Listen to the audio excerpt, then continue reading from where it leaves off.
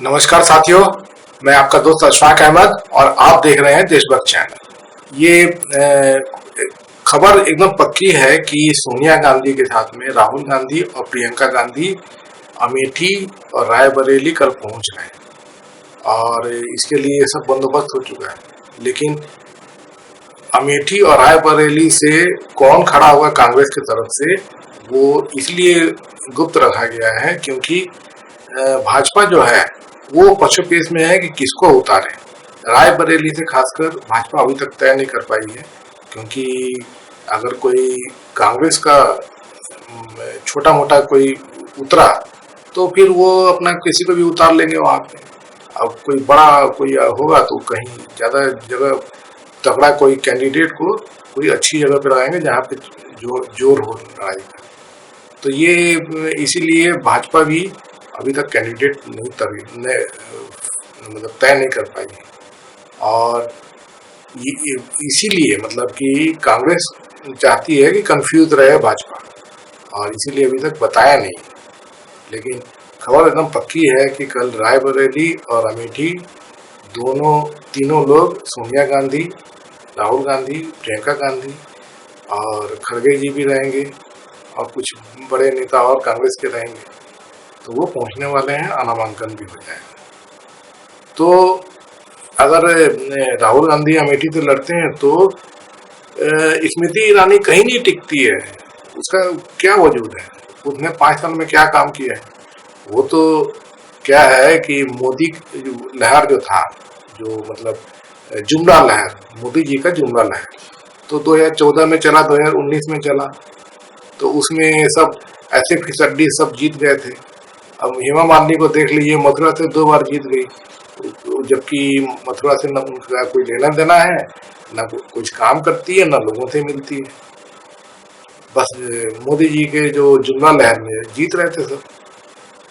तो वैसे भी सब बोलते थे कि मोदी जी है, मोदी का चेहरा देख के जनता वोट करेगी, मोदी जी खुद बोलते थे। अब लेकिन मोदी जी का चेहरा नहीं चल रहा है, क्योंकि जुमला जो है वो 10 साल चल गया, उसके आगे नहीं चलेगा।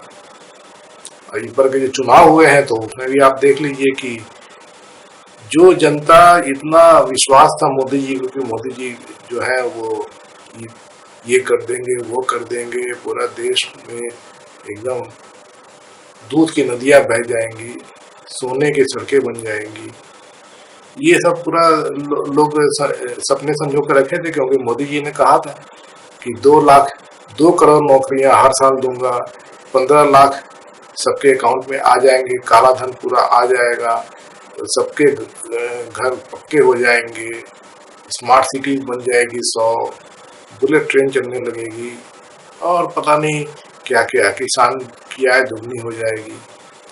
तो ये सब तो कुछ भी नहीं हुआ, और बल्कि ये सब पलट गया है। अब किसानों की आय जो है वो आधी रह गई है, मतलब उनका जो लागत है वो दुगना हो गया है, और जो आय है, जो एमएसपी जिसपे वो बेच पाते हैं, वो तो वही का वही है, ज्यादा कोई फर्क नहीं है। तो आय तो आधा हो गया ना। उसी तरह के से लोगों की आमदनी देखिए तो घट रही है, क्योंकि रोजगार नहीं है, बेरोजगारी चरम पे पहुंच गई है, और फिर महंगाई भी तो जबरदस्त है, हर चीज पे टैक्स लगा हुआ है। और टैक्स के साथ साथ में मोदी जी जो हफ्ता वसूली करते हैं और चंदा वसूली करते हैं, तो उसमें जो कोई भी फैक्ट्री का मालिक है, कोई बिजनेस का मालिक है, तो वो कैसे काम कर पाएगा? उधर हफ्ता भी देगा, इधर जनता के भी सेवा करेगा, ये पॉसिबल नहीं है, दोनों में से एक काम होगा। क्योंकि मोदी जी ने तो किसी को छोड़ा नहीं। आप देख लीजिए इलेक्टोरल बॉन्ड का, इलेक्टोरल बॉन्ड में चंदा दो धंधा लो, और अगर चंदा नहीं दिया तो ईडी को भेज देते हैं, और जैसे ही ईडी पहुंचती है तो उसके बाद में चंदा आ जाता है। तो मतलब कि हफ्ता वसूली करने जाती है ईडी। तो ये तो सब एकदम ओपन सीक्रेट हो गया है, सब समझ में आ गया जनता को कि हिसाब किताब। और इसीलिए चुनाव में जो मतदान हुए हैं तो वोट कम हो गए। 2019 के मुकाबले में 6% वोट कम हो गए थे। क्योंकि कम हुए थे क्योंकि जनता निराश हो गई है, तो घर से निकली नहीं बहुत सारी जनता। और बाकी जो जनता वोट दी है तो वो मोदी जी को नहीं दी है, वो राहुल गांधी, कांग्रेस, विपक्ष को दी है। क्योंकि देखिए राहुल गांधी का जो हिसाब किताब है कि उन्होंने पिछले 2 साल में पूरा उत्तर से दक्षिण पूरे देश को पैदल नाप दिया। कन्याकुमारी से कश्मीर गए पैदल, लगातार चले। और उसके बाद में फिर इस साल जो है वो मणिपुर से मुंबई नाप दिया, लगातार करीब 2.5 महीने का सफर। और उसके अलावा राहुल गांधी जो है वो गिग वर्कर से मिलते हैं, ये जो डिलीवरी बॉय होते हैं जोमेटो वाले, उनका सुख दुख लेते हैं, उनके परेशानियों को कैसे निपटाएं ये करते हैं। बड़े लोगों से मिलते हैं, उनकी समस्याएं सुनते हैं। ट्रक ड्राइवरों के साथ में समय बिताते हैं, उनकी समस्याएं सुनते हैं, समाधान करते हैं। तो हर वर्ग के लोग के साथ तो राहुल गांधी जुड़े हुए हैं।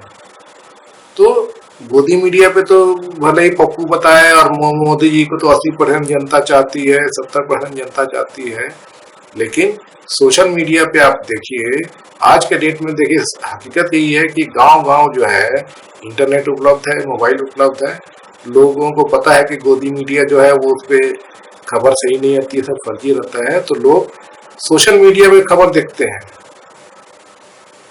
एकदम सच्चाई है। इसीलिए सोशल मीडिया पे आप जितने भी सर्वे देखेंगे तो वहाँ पे आप जैसे कि पीएम आपकी कौन पीएम के लिए कौन पसंद है, तो 80% 90% जनता बोलती है राहुल गांधी।